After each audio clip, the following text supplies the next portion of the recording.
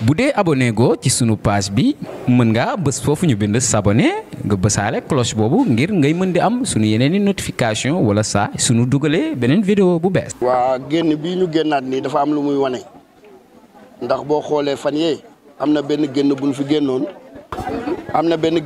génnoon bi ñu génnee dañu génnoon di yëglu pour que sunu état yëgnu xam li ñuy dund fii ci Langue de Barbarie ndax dafa am lu fi nekk loo xamante ni bii ba nu juddoo ba léegi ñun fi la ñu nekk di fi liggéey fekk fi sunu ay baay di fi liggéey sunu ay mag di fi liggéey ba ñun ñu commencé di fi liggéey ba ñun sunu carrière jeex sunu ay doom di fi liggéey tey mu am lu fi feeñ loo xamante ni Sénégal yëpp a ko bokk muy gaz mu feeñ ci Ndar nu jël benn plateforme boo xam ni fi la ñuy utiliser gaz bi fi la ñu war manqué ji gaz bi ñëw teg ko ci kaw xeer wi nga xamante ni bii boo déggee jatara gi ñuy wax libéré jatara bii ñuy wax ni jatara benn xeer la woo xamante ni bii fi la waa Ndar yëpp di suturloo ñëpp fi la noo dawee dépense ñu jël plateforme bi teg ko ci kaw jatara bi ñu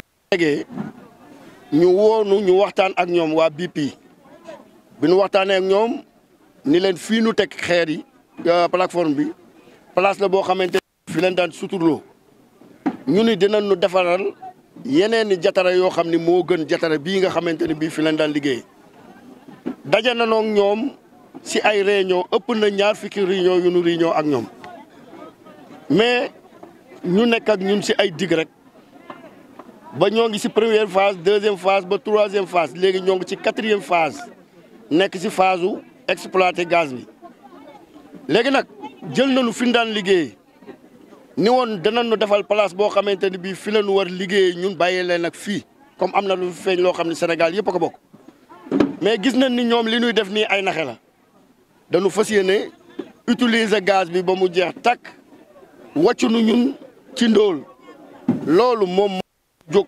voyage bee xeex pour sunu état dégg nu ñu yëglu ñu woonu wax ak ñun ñu wax leen li nga xam ne moo xew fii si Ndar lii moo waral 2e génn bii ñu génn.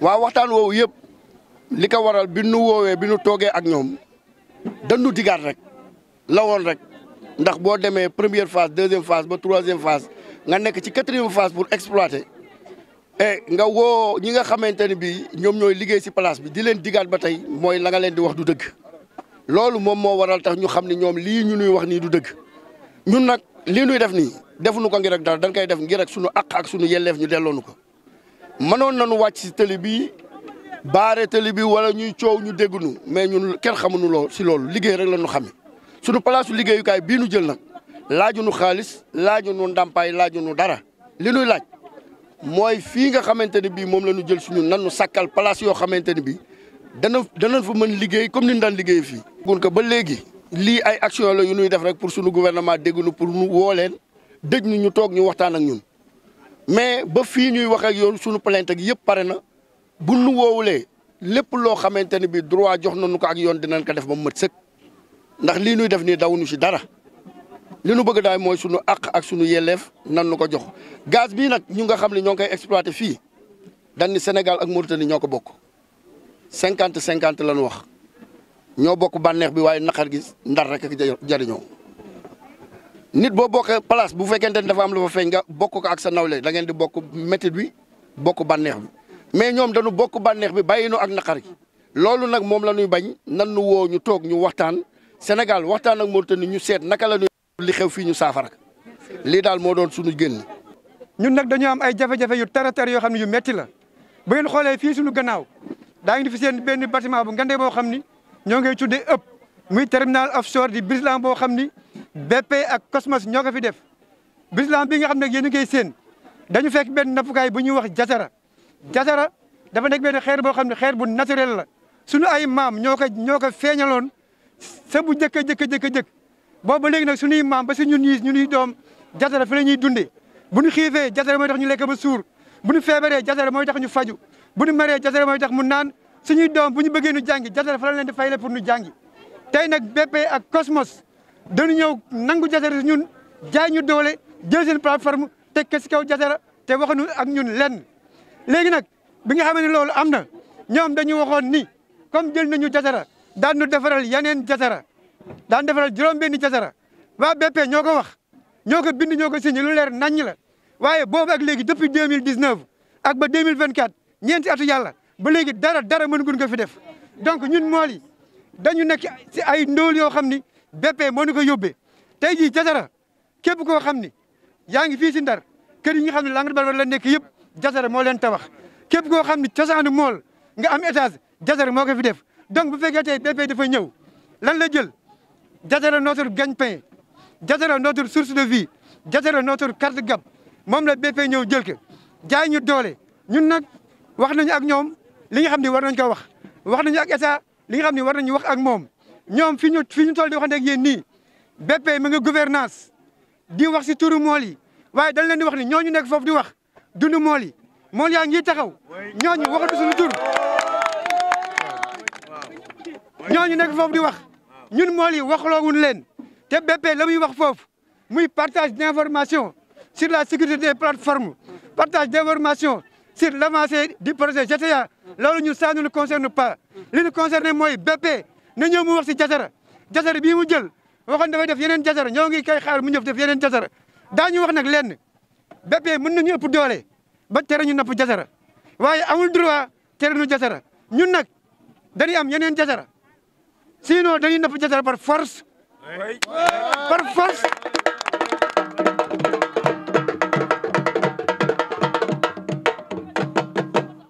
Jatara dañ koy napp par force on n'a pas peur du marine sénégalaise on n'a pas peur du marine mauritanienne bu yebewoon nañ ñu tiire bu yebewoon nañ ñu rey mais Jatara moom daanu ko napp tant que amul yeneen Jatara donc BP ñoo ngi koy woo ñoo ngi woo Jatara di woo BP ni que na ñëw mu wàccoo ak mool yi dafa am lu mu diggee woon mooy defar yeneen Jatara su fekkee nag defu ko récif bi mooy Jatara bu fekkee nag defu ko ñun comme li ñu wax rek dañuy jaar suñu kaw jàll mais Jatara duñ ko bàyyee kenn.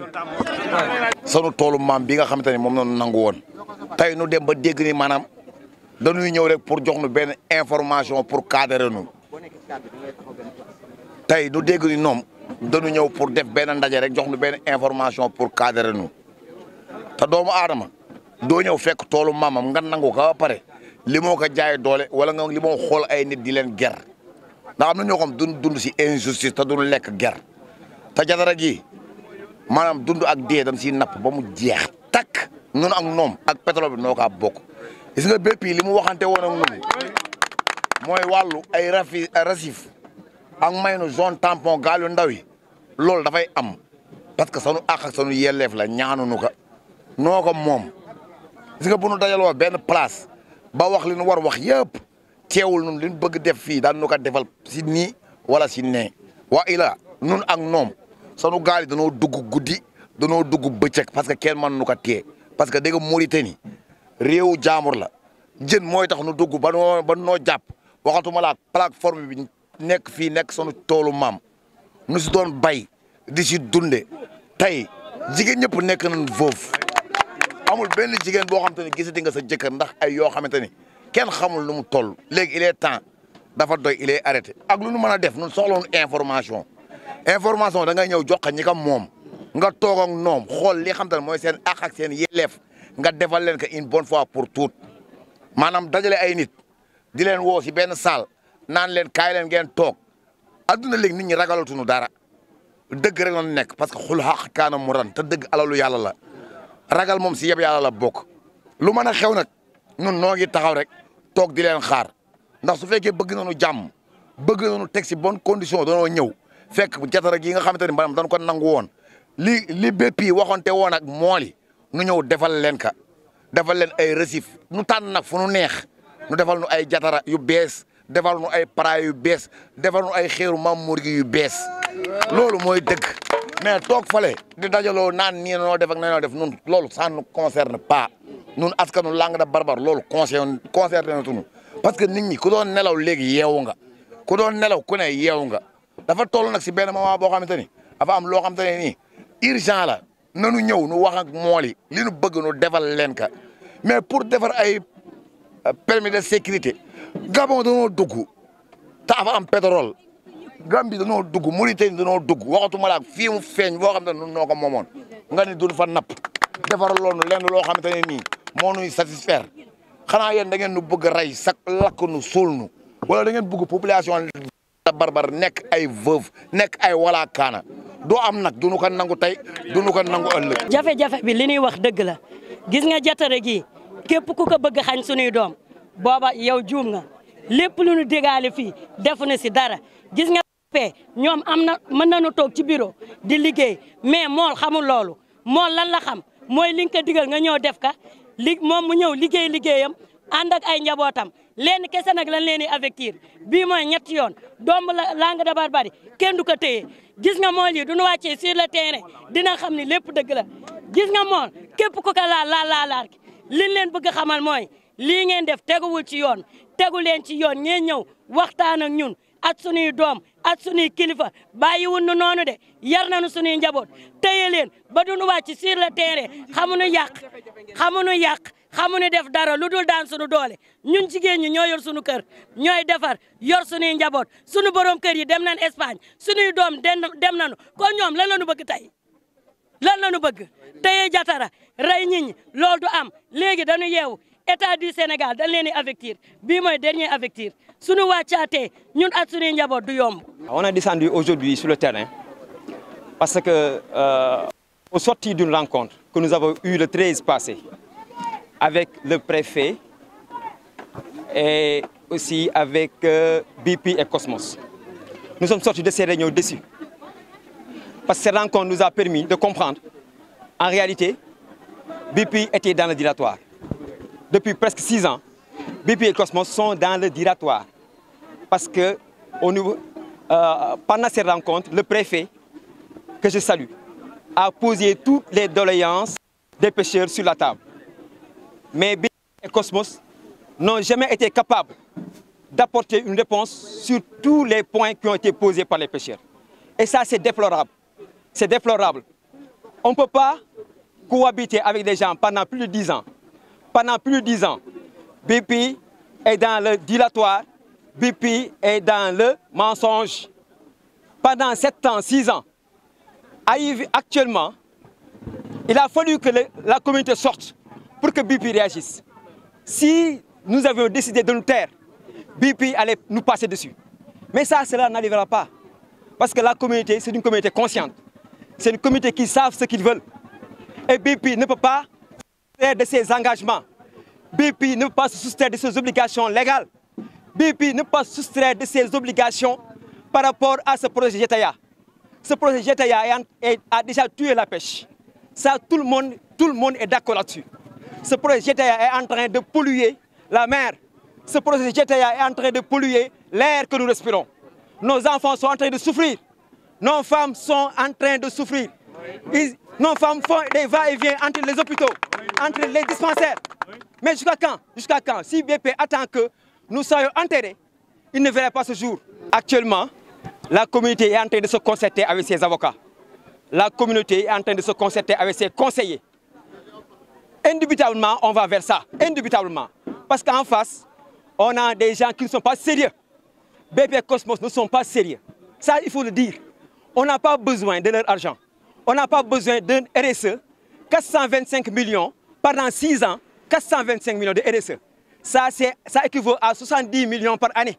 BP n'a rien fait ici. Ça veut dire qu'il ne faut pas que BP trompe l'opinion publique. BP n'a rien fait dans la communauté, rien. RSE de 425 millions pendant 7 ans, ça équivaut à 70 millions. Dites-moi, qu'est-ce que représente 70 millions sur une communauté de plus de 5000 pêcheurs? Ce sont des miettes. Donc il faut que BP soit réaliste. Nous appelons à la table de négociation. Nous appelons l'État, nous appelons l'autorité, nous appelons le président de la République. Lui, l'autorité suprême, lui que les pêcheurs, la communauté pêcheur a élu, nous l'appelons à intercepter, à intervenir dans cette affaire. Nous l'appelons à intervenir dans cette affaire. Nous l'appelons à obliger BP à respecter leurs obligations légales. C'est ça que nous faisons. Nous voulons que BP respecte la loi, simplement. Nous, on ne quémane pas. On ne quémane pas, on ne demande pas l'impossible. Mais nous sommes durement impactés. Nos activités sont mortes. Nos activités sont mortes depuis longtemps. La pêche, vous voyez Actuellement, vous êtes dans un quai de pêche. En temps normal, si l'activité était vivante, si l'activité était normale, en temps normal, vous ne pouvez pas prendre ici des images. Parce que c'est bondé de monde. C'est ça l'activité. La pêche, c'est une filière. C'est une filière, des milliers et des milliers de personnes vivent de la pêche. Il faut que l'État le sache. Il faut que ces gens-là le savent. Nous n'accepterons pas d'être sacrifiés sur l'autel des intérêts de BP. On ne l'acceptera pas. Ce que nous demandons, c'est que BP vienne nous écouter. On n'a pas besoin qu'on nous appelle ailleurs. BP savent où se trouvent nos maisons. BP savent où se trouvent nos bars. BP savent où se trouvent nos pinches. Ils n'ont qu'à venir se déplacer et venir nous parler. Nous sommes ouverts au dialogue. Ça, il faut que tout le monde le sache. Il faut que tout le monde le sache. Nous sommes ouverts au dialogue. Mais maintenant, pour dialoguer, il faut deux. Il faut deux. Maintenant, BP, il faut qu'ils sachent que ce combat-là, c'est un combat que nous n'abandonnerons pas. Il faut qu'ils viennent ici, réparer ce qu'ils ont détruit ici. Ils ont détruit Diatara. Ils ont volé Diatara. Et ça, nous n'accepterons pas. Libérez Diatara! Libérez Diatara! Libérez Diatara! Libérez Diatara! bu dee abonné go ci sunu page bi mën nga bës foofu ñu bind s'abonner nga bësaale cloche boobu ngir ngay mën di am sunu yeneeni notification wala saa sunu dugalee beneen vidéo bu bees